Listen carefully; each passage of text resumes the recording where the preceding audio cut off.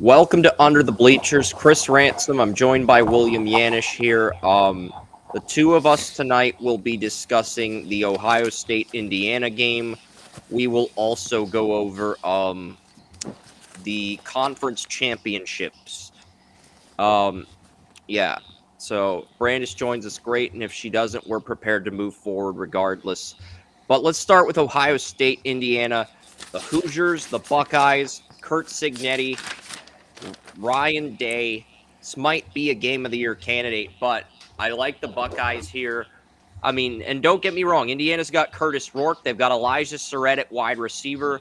They've got an edge rusher who's now being mocked in the first round on the NFL Draft Buzz Simulator. Indiana's got a few good players, but it takes a collective unit to win. I think Ohio State has that, whereas Indiana doesn't. And I think that's ultimately going to be the difference in this. I'm going to go 34-20 Buckeyes here. I think Ohio State, they win by 2 touchdowns. It's not a 3-touchdown game like some are saying. I think that's ridiculous, but, you know, I like the Buckeyes here. I think they're going to win this game. The question is Indiana still going to be in the top 12 at the end of the season, even with a loss to Ohio State? Yeah, and that's the thing, I mean, Indiana is a great story, Curtis Rourke, great story, everything, but, the strongest opponent they beat so far, being 10 and 0, is Michigan. And that's not so much to brag about. I mean, yeah, sure, Rourke has 2,400 yards, 21 touchdowns, 4 interceptions. Like I said, it's a great story. But, I mean, just everything with Ohio State. I mentioned the strength schedule with Indiana, but Ohio State's played Oregon and Penn State, and I mean just had that, and I definitely pick Ohio State to win this game. I love the underdog story, but I just can't do it on this one. I think Ryan Day and them are going to be too much, and yeah, I would say it's probably at least a 10 point game, like 31-21 or so. Yeah, and the next game, we're gonna the rest of the show. I know we didn't touch on Ohio State. They do have Tui Maloau. They have Jack Sawyer. They have some edge rushers. You can check out the defensive end rankings for more information on that. We did, of Draft Utopia YouTube channel. We did the defensive end rankings. We mentioned both of Ohio State's edge rushers. Indiana has not faced an animal like this all year, and I think the Buckeyes are probably going to win. They've got some running backs. They've got um, multiple running backs, Judkins and Trevian Henderson, who are both going to be studs in fantasy next year, especially in dynasty leagues. Um, so looking at Ohio State, I think they're the better team. Jeremiah Smith, Emeka Egbuka, Carnell Tate, who's in next year's draft. They've got weapons all across the board, and I look for Will Howard and the Buckeyes to do their thing. But I don't think it's going to be a cakewalk either. Joey did consider Indiana as an upset. I look forward to hearing more on his opinion on that Saturday. But we are going to spend the rest of the show breaking down conference title scenarios here.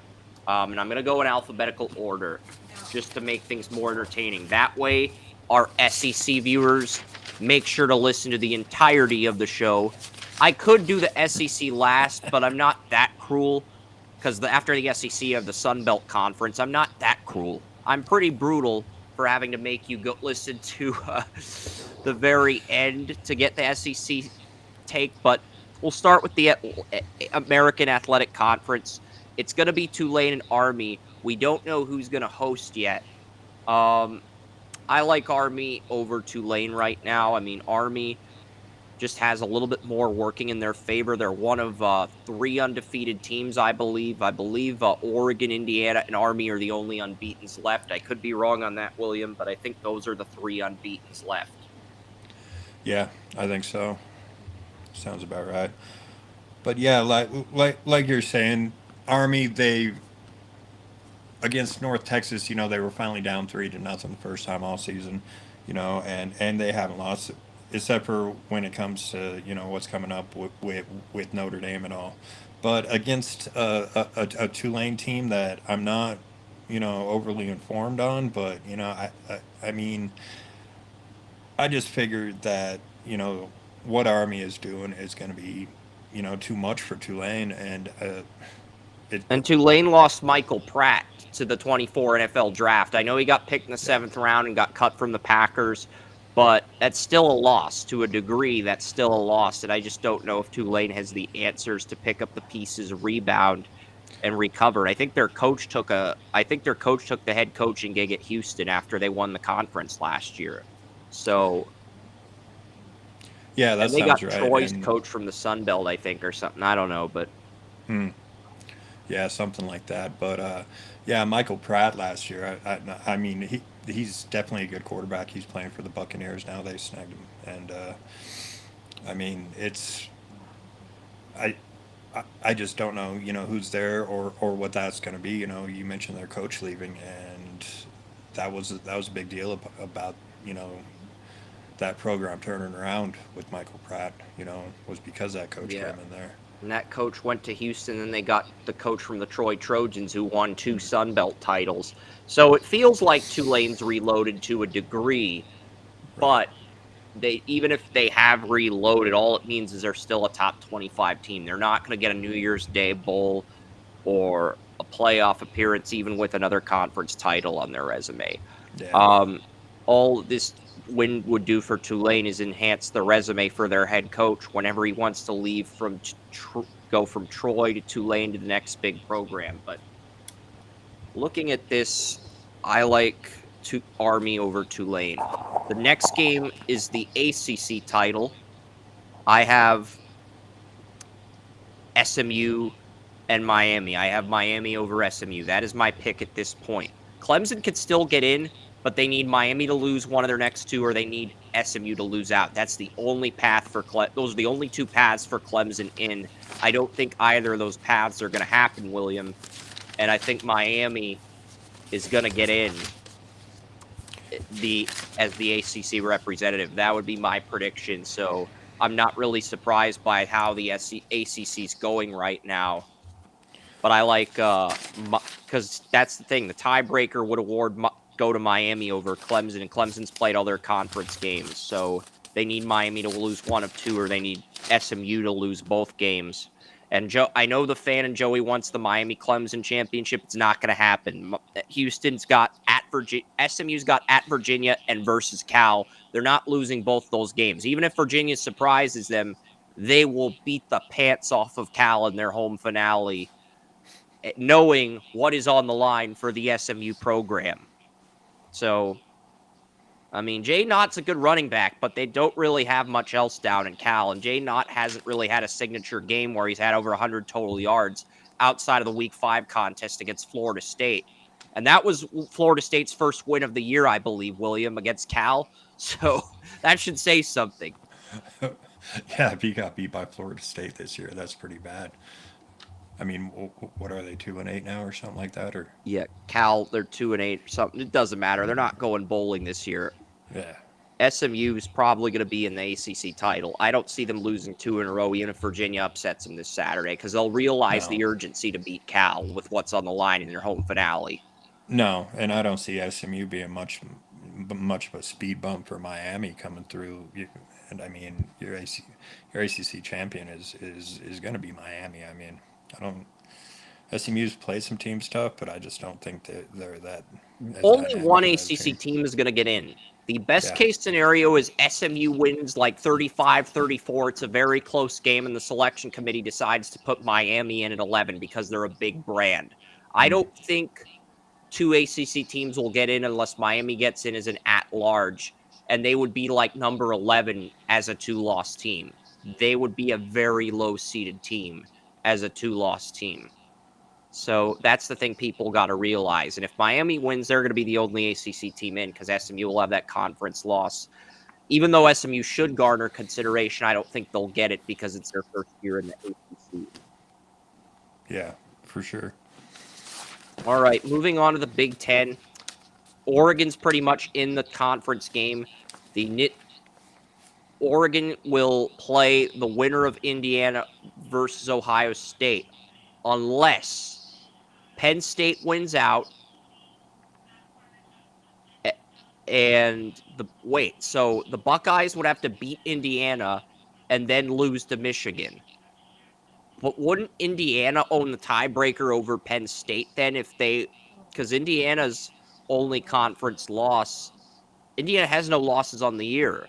So wouldn't Indiana need to lose 2 games? Well, I would think so. Meanwhile, Indiana would clinch a spot over Ohio State even if it loses to Purdue. So, yeah, basically Penn State's only path to the championship is they win out, Ohio State loses to Michigan, and Purdue beats Indiana. Because Indiana's basically saying if they beat Ohio State, they're in the championship even with a loss to Purdue. It's that Yeah. simple. Yeah. So I think Penn State needs Indiana to lose 2 games, and they need Michigan to beat Ohio State as well in order to get in. I think that's the only path for Penn State. I would put that at a 5-10% chance. So I think we're going to get Oregon, Ohio State. Spoiler alert, the Buckeyes are my number 1 seed. I have them getting revenge on a neutral site. I think Ohio State will be 1.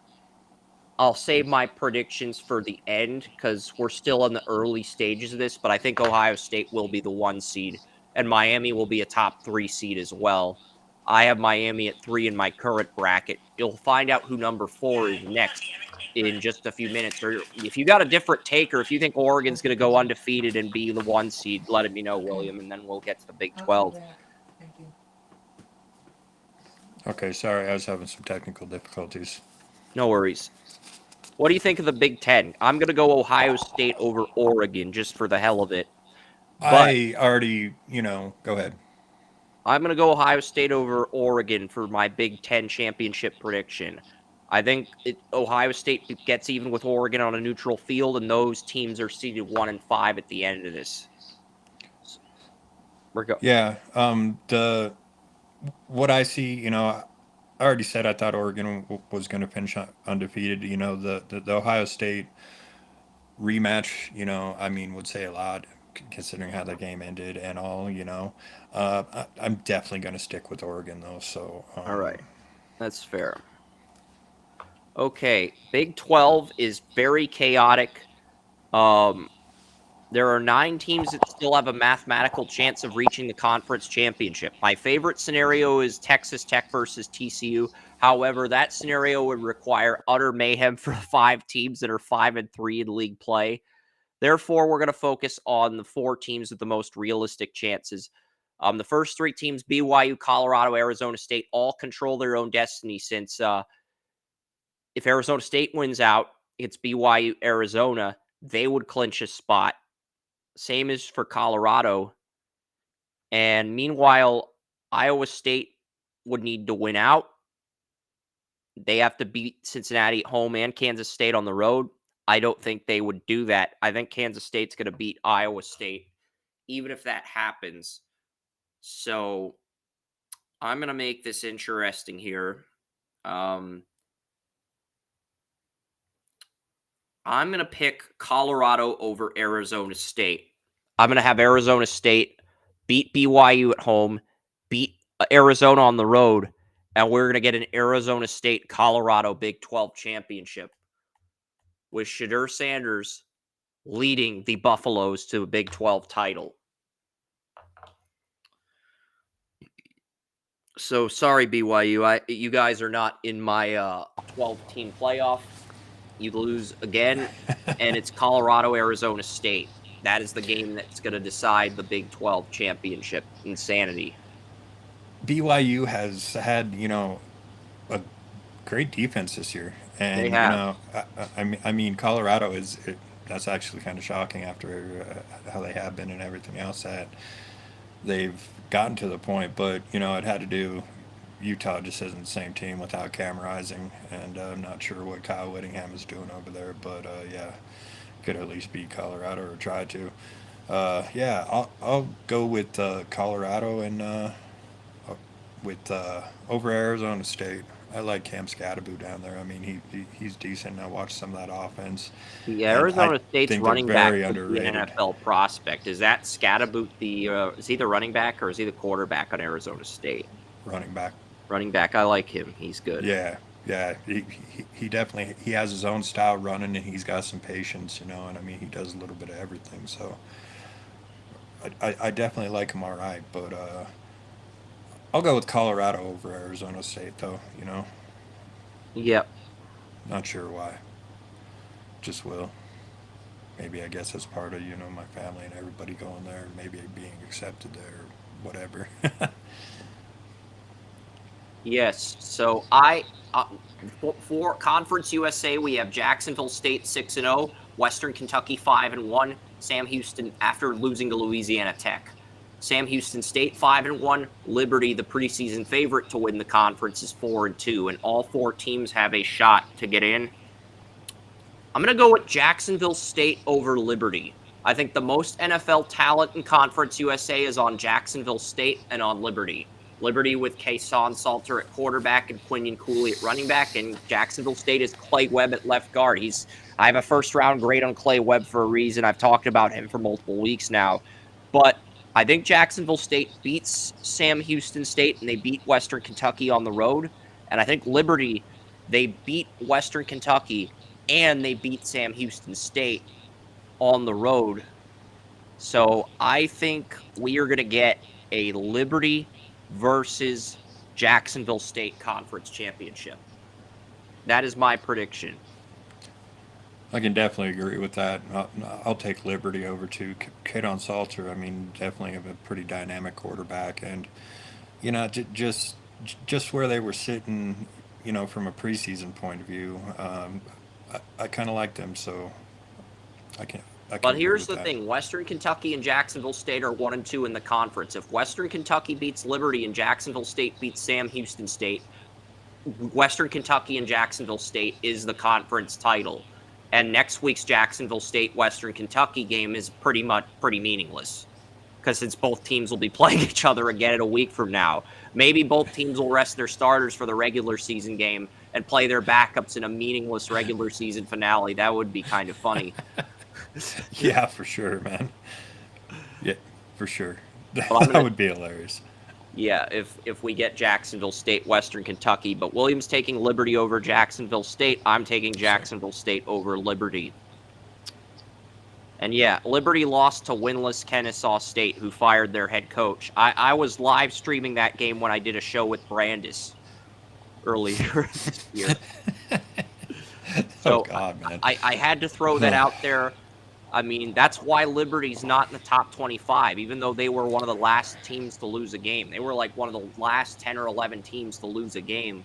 That's why they're not in the top 25. Losing to winless Kennesaw State pretty much disqualifies you from the top 25. I wasn't sure if you were talking about winless Kennesaw State, like winless in the season, They or were winless 0-5 like all at the beginning time, of the year, dude. and then they beat Liberty, who was 5-0. That's probably the upset of the year, in my opinion. They always suck, man. And then they fired their coach 3 weeks after that, Kennesaw State. But it's their first year in the FBS. We should be nice to Kennesaw State. They usually do suck in the FCS, but it's their first year in the FBS. We should be nice. We should be more compassionate to them. Even if their program is cheeks compared to South Dakota State or North Dakota State. All right, moving on to the MAC. We don't want to turn this into a big sky thread where we go off topic or a Go off topic. FCS thread. We don't want to turn this into that. All right, so we'll move on to the MAC. Okay. So the standings are this. We have Bowling Green 5-1, Miami, Ohio 5-1, Ohio 5-1, Buffalo 4-2, Toledo 4-2, Western Michigan 4-2. I'm going to type Bowling Green in. Bowling Green's final two opponents are at Ball State, who fired their coach, and versus Miami, Ohio on Black Friday. It's a home game for Bowling Green. I'm going to say they win both of those, and Bowling Green is the first team in the MAC championship. Since I have Miami, Ohio losing the finale, we have to look at their schedule to see if they get in. They only have one game left. That cannot be correct. They play Bowling Green in the finale, but I swear Miami, Ohio has to have two opponents. Why does Miami, Ohio only have one opponent here? This cannot be correct. Well, let's pull up the schedule here. This cannot be correct. Like, I'm literally, don't both teams have to play this? Oh, Miami, Ohio is 7-4 on the year and 6-1 in conference play because they beat Northern Illinois last night on a Tuesday. That was the first game of week 11. And Action Network forgot to add that. That's a very crucial detail to miss out, but we won't throw the Action Network under the bus since they did a good job. Miami, Ohio is going to finish the year 5-2 in conference play. What do the Ohio Bobcats have on their schedule? Ohio is playing Toledo right now. This is on ESPN, I believe. Ohio Bobcats. The Ohio Bobcats have former North Allegheny left tackle Parker Titsworth. He went to my old high school. Thomas Coburn, a friend of mine, told me his last name was Titsworth and turned that into a huge thing. I don't know why. Not really appropriate, but I don't really care. I thought it was funny. So, yeah, we'll see. Ohio's trailing Toledo at the half. That's big because if Toledo wins that game, Ohio does host Ball State on Black Friday, so I think Ohio's going to finish the year 8-4, even with a loss to Toledo. But I'm guessing if Ohio State is 6-2 to end the year, Miami, Ohio is 6-2. I'm guessing as long as Buffalo or Toledo wins out, they're in. So I know this Mac rant is a long rant, and Buffalo is leading Eastern Michigan 17-0.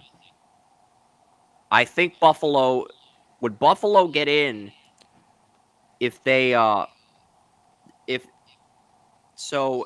if all the chalk holds, Buffalo will finish 7-1, and there'd be a four-way tie between Miami, Ohio, Toledo, Western Michigan, and Ohio. In that scenario, Toledo would win the tiebreaker. And I won't go deep into the past of Western Michigan or Buffalo, as each team needs to win out. Hope for help. It could come down to, however, if you're rooting for Buffalo, you want Toledo to beat Ohio, which they are beating 17-0, and you want Northern Illinois to beat Miami, and that did not happen. So Buffalo needs to finish tied with just Toledo for second place, which probably would require Miami and Ohio losing out. So, and Miami, Ohio, they beat Northern Illinois last night. So I don't think there's a path for them to win the tiebreaker. I could be wrong on that, William, because Buffalo, I do think what's Toledo? Because I'm leaning Toledo plays Ohio and they play Akron next Tuesday. I am going to go ahead and say we get Toledo versus Bowling Green. Toledo lost the conference championship last year, I believe, to I think it may have been Miami, Ohio. I don't remember who beat them in the conference title. I think it was Miami, Ohio, or That sounds correct. with Gabbert. But I'm going to take Bowling Green with Harold Thanon Jr. over Toledo. That is going to be my MAC championship prediction. Because I'm looking at all the scenarios and the games currently on. And if you're into the MAC, there's 2 MAC games on tonight. Miami, Ohio beat Northern Illinois last night, but Ohio's playing Toledo right now, and Buffalo's playing somebody right now. So both of those are on if you're into MAC football. But I'm gonna, William. What do you think of this confusing What do you think of this very confusing scenario here? I'm taking the opposite of you, man. I'm going to take Toledo over Bowling Green. But we both have the same 2 teams in the title after looking at the teams, the results of tonight's games, and the tiebreakers. We both came to the same conclusion. It's going to be Bowling Green, Toledo. But we disagree on the winner of the championship. But we have the same 2 teams after looking at the logistics. Thank you for being patient with me, William. That was a pain in the rear end to go through all those scenarios. I don't think it'll be like that from this point forward. Looking at this, I like Boise State over UNLV. I think we get a rematch. I think Fresno State upsets Colorado State this weekend, and we get the UNLV Boise State rematch in the Mountain West Championship. And that is in Las Vegas in addition to the Pac-12 Championship. So just pointing that out. Not that they want to give UNLV a home game, but I believe that's in Las Vegas in addition to the Pac-12 championship. And they put Pac-12 is no longer a conference, but last year they had the Pac-12 championship on a Friday, and they had the Mountain West championship on a Saturday at Allegiant Stadium. But with the Pac-12 ceasing to exist, the Mountain West championship will be in Las Vegas. But if the Mountain West teams go to the new Pac-12, they'll probably just continue their conference title at Allegiant Stadium. So this is a pretty moot, meaningless argument, pretty meaningless rant. But I think it's going to be a UNLV, Boise State over UNLV. I think Fresno beats Colorado State, and UNLV owns the tiebreaker over Colorado State. Yeah, I agree with that. And definitely Boise State. I mean, Boise's going to win the conference. It really doesn't matter who they play.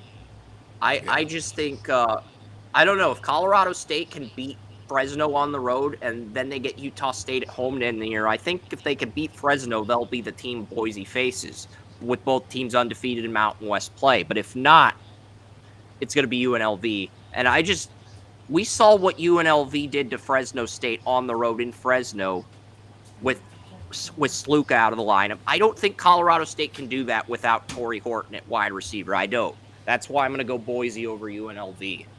But we'll see. I agree. I could be wrong on that, and Colorado State could very easily end up in this conference title. We're finally onto the conference that most America gives a crap about, the SEC. And I'm going to go Texas over Alabama. I think Texas and Alabama are going to win out. Is there a path for Georgia? Is there a path for Ole Miss? There's a path for the winner of Texas A&M is going to be the first team to clinch a spot in the SEC title and the only one-loss team in. Unless Kentucky upsets Texas or Auburn upsets Texas A&M. I don't think that'll happen, though. I'm not ruling out Auburn upsetting Texas A&M because they do have Peyton Thorne at quarterback. They have some good draft prospects at running back, tight end, wide receiver. If they put everything together, I think Auburn is a sneaky dark horse to upset Texas A&M this week. Yeah, and I know you guys are always picking on Alabama and stuff, or just not wanting to. Alabama's got Oklahoma on the road and Auburn at home. I think they're going to win both of those games, and they're going to get in. Yeah. Due to the tiebreaker rules, even though many will argue Ole Miss is more deserving. Here's the thing. It's going to be Alabama or Georgia based on the tiebreakers. There's only one scenario where Ole Miss gets in. They would have to win out. Alabama would have to lose to Oklahoma or Auburn. Vanderbilt has to beat Tennessee. And Texas A&M has to lose to Auburn and Texas. That's too many scenarios. There's no way for Tennessee to get in since they lost head-to-head to Georgia. Yep. So that's what would happen here. And I think we're going to get Texas, Alabama, and I think Texas is going to beat Alabama. And that's going to set up 1 Ohio State, 2 Texas, 3 Miami, 4 Colorado. And I think Oregon will end up playing Boise in a rematch. And I'm taking Boise to win the rematch over Oregon before they lose to Ohio State. But I honestly, if Notre Dame's the 8th seed, we could see Notre Dame knock out Ohio State, and we could end up with a Texas over Notre Dame championship. I'm not ruling the possibility of that out. I think that's very much on the table depending on where each team's seated. Yeah, and I think Alabama will get there, but I agree with Texas beating them. I can't go on with it any further. I said before, my original bracket had Alabama in it, and I really hate to Hopefully, finally get Alabama off of still that. gets in at 3 losses, but if they lose to Texas and it's a blowout, Ole Miss, Georgia, and Tennessee will get in, and Alabama will be the odd team out. And Lane Yeah. Kiffin basically said in his press conference that it's kind of unfair if the SEC, it's kind of being in the SEC championship is kind of a disadvantage because a 3-loss team may not make the 12-team playoff, even though everybody with 2 losses in the SEC deserves to be there. That's what Lane Kiffin said at his press conference today. And he's right. If Alabama loses by 3 touchdowns to Texas, I don't think they'll lose by 3 touchdowns. But I'm drawing up a hypothetical here. If that happens, Ole Miss is probably the 8 or 9 seed. Georgia is probably the 9 or 10 seed. I have Notre Dame at 8, by the way, regardless of what happens. But I think in that scenario, maybe Indiana only drops to 7 if it's competitive against Ohio State. Notre Dame ends up at 8. Ole Miss is 9. Georgia is 10. Tennessee is 11. And Boise's 12. And Alabama gets left out. I could see it playing out like that very easily. Yeah. And Alabama's like the first team out. Because I think they would look at the losses to Tennessee, the loss to Vanderbilt, and say, all right, if it's competitive, though, man. if it's competitive, they might put Alabama in. It's just, you can't win. You really can't win unless Notre Dame loses and Indiana loses and then Army loses. There's really not a path for 5 SEC teams. There's just not. No, not at all. And I mean, really, should there be? I mean, I do got a phone call from Oren. Go ahead. I'm gonna step aside and take this. Oh well, still off air, but the problem that I have is so many SEC teams being in the championship, and all I can hear is Chris in the background. But after there should be 2 representatives from each conference as it stands. I mean, that's just how it should work. And the SEC and how competitive the Big Ten has become, compared to others and some of these teams coming up, just furthers my point. The Big 12, they cannibalized themselves this season, had some new teams and everything else. But, besides that, oh, hey, you're back. Yeah, very quickly here. But yeah, what were you saying while I was on the phone? I was just talking about all the SEC teams and just how, it with how competitive the Big Ten has become, that there should be something figured out to where more teams are getting in there per conference. They're going to expand the playoff to 14 teams, and I'm guessing the SEC and Big Ten champions will be the only teams with byes in the 14-team playoff. And they'll repeat it based on rankings. If people are unhappy with the conference champions getting byes, they will reseed seeds 3 through 14 based on the AP poll. That's what I'm guessing they'll do. And then more people will bitch, and then they'll go to 16 teams, and there'll be no byes. But that'll be like in 2030. All right, last conference we're going to preview, because Oren wants to get to Utopia Football Insider. Yeah. Sun Belt. I have Marshall controlling. Marshall's got to play Old Dominion and James Madison. But we have the Sun Belt East. I've got Marshall winning out. They got to play Old Dominion and James Madison, but I've got them winning out. And Louisiana plays Troy and Louisiana Monroe. But Marshall's two games are, I believe Marshall's 2 games are at home. I don't know who hosts the Marshall-James Madison game, but I'm going to take Marshall to be the Sun Belt East champion. Louisiana's got to play Troy at home and Louisiana Monroe. Texas State, if they beat South Alabama, however, if they slip up, it opens up the door for South Alabama if the Jaguars can win out at Southern Miss versus Texas State. Southern Miss's coach got fired, and they host Texas State. So, you know what? I'm going to have Louisiana slipping up against the Louisiana Monroe Warhawks, and I'm going to go Marshall over South Alabama just for shock value, William. since we're running low on time. What do you think of that for my as long as Louisiana wins their 2 games against Troy and Louisiana Monroe on the road, they're in against Marshall for the Sun Belt. But I'm gonna go Marshall over. I'm gonna go Marshall over South Alabama just for the hell of it. Yeah, I've got Marshall over Louisiana, but I looking at their quarterback Braylon Baxton, he's thrown for 1,100 yards, 13 touchdowns, 2 interceptions. That's not a bad rate.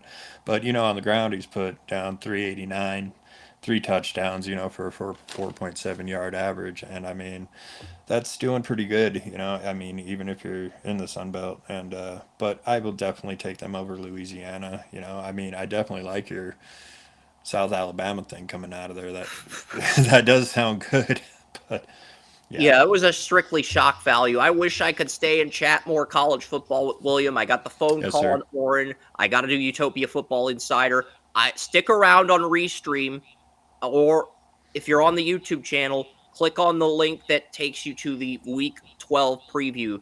Oren and I are going to go live now, but I do appreciate you calling, William, and this show will be available on social media in just a few minutes, and I bet you'll see it in a few Facebook groups before I'm done recording with Oren. So